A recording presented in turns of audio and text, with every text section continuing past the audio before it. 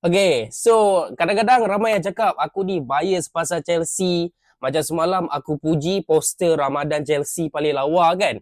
Ni aku nak bagi tahu kau sebagai fan Chelsea, ini adalah antara sponsor terburuk pernah aku tengok. Okay, serius, tak lawa.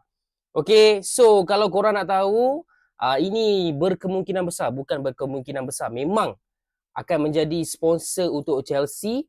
Maybe next season ataupun start season ni ke apa, tapi this will be our sponsor lah, ifs.ai.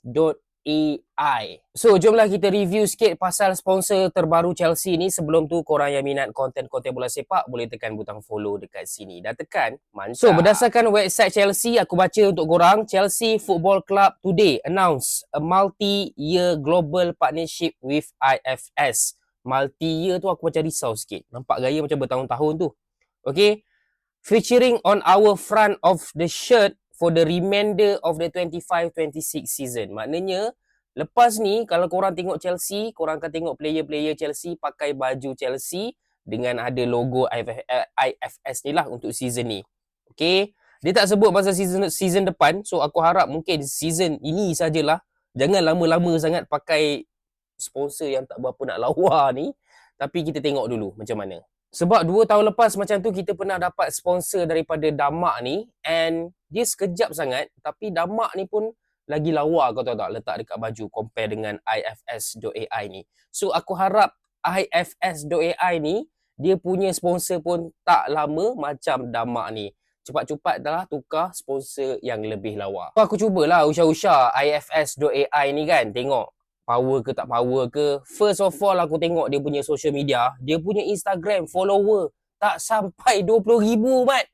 Weh, Wibro pun ada follower lebih banyak daripada IFS ni dekat Instagram.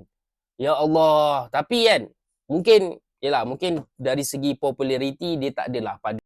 Tapi bila aku tengok dia punya website nampak promising lah. Okay, lagipun ni pasal AI kan. Sekarang kan semua benda nak pakai AI. So nampak macam they are making a lot of money lah. Lagi satu, dia orang punya AI ni pasal industrial AI. Okay. So dari segi budget, dari segi sponsorship, nampak macam IFS ni boleh tahan kaya jugalah. Cuma tak popular. Aku rasa ramai fans Chelsea yang kecewa bukan setakat disebabkan design logo tu yang buruk, tapi disebabkan harapan yang dilontarkan kepada kita beberapa lama ni. 2 tahun ni kita duk dengar kita dapat sponsor Qatar Airways lah. Korang tengok lawa. Dapat sponsor Tesla lah, korang tengok lawa. Kembali dekat Samsung lah, lawa juga dan ikonik. Lepas tu Riyadh Air pun sama, Jordan. Semua ni harapan. Harapan. Last dapat ifs.ai. Aku nak sebut pun susah. Fan-fan Chelsea, korang komen pendapat korang dekat bawah. Dan macam biasa yang nak support Wibro, tekan butang follow.